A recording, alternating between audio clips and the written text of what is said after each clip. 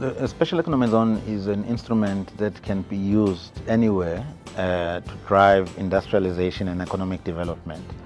The Vaal particularly needed because it's a depressed economic area. The glory of its industry is in the past. A lot of stuff that happened under what is now Accelor Mittal, the steel industry there, lots of jobs have been lost over the last 2 or 3 decades.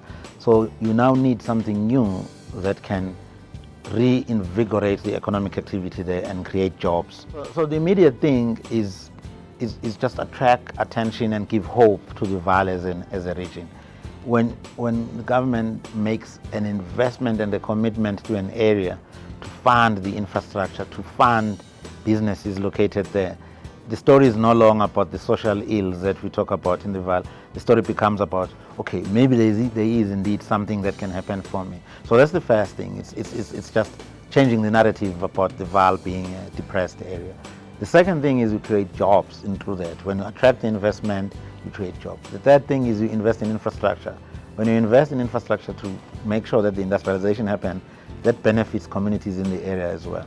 There's also opportunities for businesses, small and large, in order to do that. There's opportunity for skills and development and training for people in the sectors that the Vaal SEZ would be focused on. The trick is, don't sell something that you can't offer when people will be disappointed. What the Vaal has is what the Vaal is selling to investors. There's a long history of industrialization. It's the birthplace of industrialization in South Africa. So you have the ecosystem for manufacturing there. You have people who've been trained, artisans, over many decades, who know how to work in a factory environment. You have universities located there that can do the research and skill up the people to be able to do that.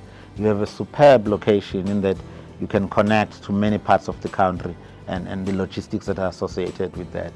And then you have specific sectors where the Vaal is known for, So as you transition into a low carbon path and you're doing, green industrialization, it's easier to say, we used to do it like this, let's do it like this, and to decarbonize. So that's why people are so interested in the story of the Vaal SEZ.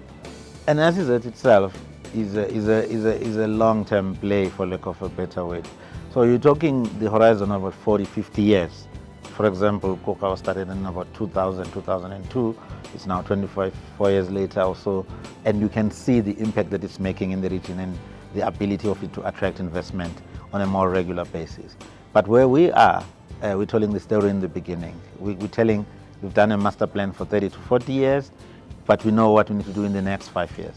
So where we are now, in over the 3,000 hectares of land throughout the City district that we have identified low-hanging fruits, pockets where you can start immediately, where you can bring investors on a plug-and-play basis and they can start building up the factories. So that's where we are now. We have about 4 investments that are in that phase of readiness to build the top structures and put in the factories and employ people.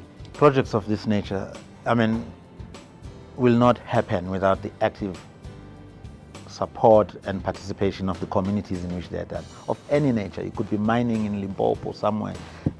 If you do not recognize that you are impacting the home of someone, for lack of a better word, then you will not succeed. So that's why you end up with a lot of challenges about people questioning, who is this, why are they doing this, etc. So in the background, over the last 2 years, we've spent a lot of time engaging the communities where the land parcels that I'm talking about are.